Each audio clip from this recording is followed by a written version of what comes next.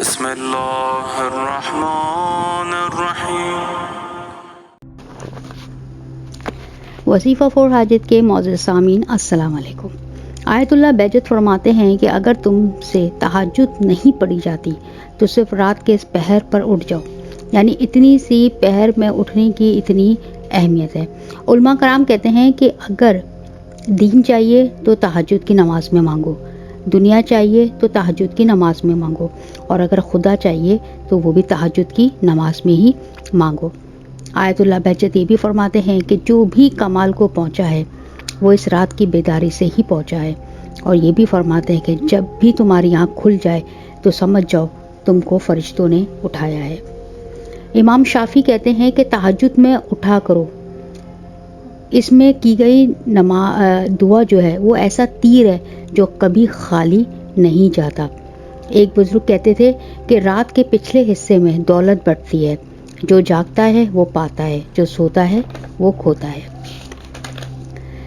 اہمیت و فضیلت تہجد کے بعد اب تہجد کے متعلق بہت سارے سوالات ہیں کہ اس کا وقت، صحیح وقت، اس کی رکعات، اس کی نیت، اور اس کو کتنے آسان طریقے سے پڑھا جا سکتا ہے، اور اس میں کون کون سی سورہ پڑھنی چاہیے۔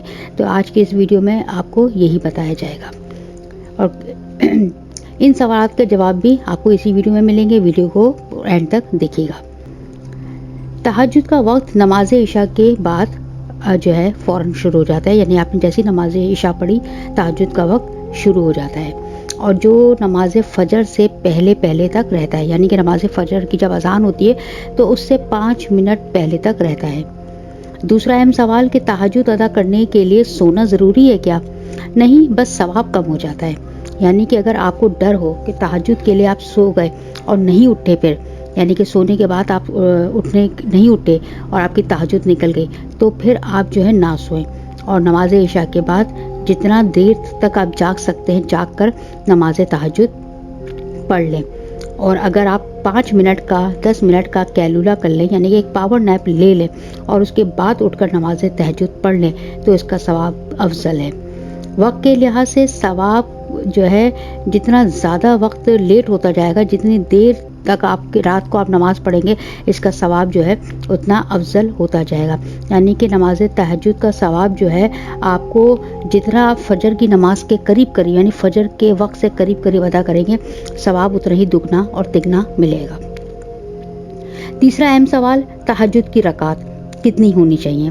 تو تہجد کی نماز کی رکعات جو ہے کم سے کم 2 اور زیادہ سے زیادہ 12 رکعات ہیں، یعنی جتنی آپ کو آسانی ہو، جتنا آپ کے پاس وقت ہو، جتنی آپ میں ہمت ہو، اتنی ہی رکعات، یعنی کہ 2 رکعات، 4 رکعات، 6 رکعات، 8 رکعات یا 12 رکعات، زیادہ سے زیادہ 12 رکعات پڑھ سکتے ہیں۔ مقصد صرف یہ ہے کہ اللہ کو آپ کی عجز و انکساری، یقین اور خلوص چاہیے، آپ کی رکعات کی تعداد نہیں۔ چوتھا اہم سوال یہ ہے کہ بہت سے لوگ سوچتے ہیں کہ کون سی سورہ پڑھی جائے، یا جو ہے کوئی سی بھی سورہ پڑھ سکتے ہیں، یا کوئی خاص سورہ ہے تہجد میں؟ تو نہیں، ایسا کچھ نہیں ہے۔ باقی نوافل کی طرح جو صورتیں آپ پڑھتے ہیں بس ویسے ہی پڑھنا ہے۔ الحمد اس میں لازمی ہے، اس کے بعد آپ کو جو بھی سورہ یاد ہے آپ اس کو پڑھ سکتے ہیں۔ نیت زبان سے کرنا ضروری نہیں ہے، دل کا کافی ہونا، دل میں یقین پختہ ارادہ کر کے نماز کے لیے کھڑے ہو جانا بھی کافی ہے، لیکن اگر آپ زبان سے ادا کرتے ہیں تو وہ مستحب ہے۔ 2 رکعت نماز تہجد کی نیت کر کے آپ نماز کو پڑھ سکتے ہیں۔ آخر میں جو بھی دعا مانگیں گے خلوص سے مانگیے گا، اور دیکھیے گا کہ کیسے اللہ تعالیٰ آپ کی دعاؤں کو قبول کرتا ہے۔ یہ تہجد کا بالکل مختصر آسان طریقہ تھا۔ اللہ تعالیٰ ہم سب کو نماز تہجد ادا کرنے کی توفیق عطا فرمائے۔ علماء کرام کا یہ آخری قول کہہ کر میں جو ہے آپ کی ویڈیو جو ہے اینڈ کرتی ہوں، کہ کہتے ہیں کہ جو تقدیر میں نہیں لکھا جو تمہیں چاہیے، اگر وہ تمہاری تقدیر میں نہیں لکھا ہے تو تہجد پڑھ کے تہجد کے وقت پر خدا سے وہ اپنی تقدیر میں لکھوا لو۔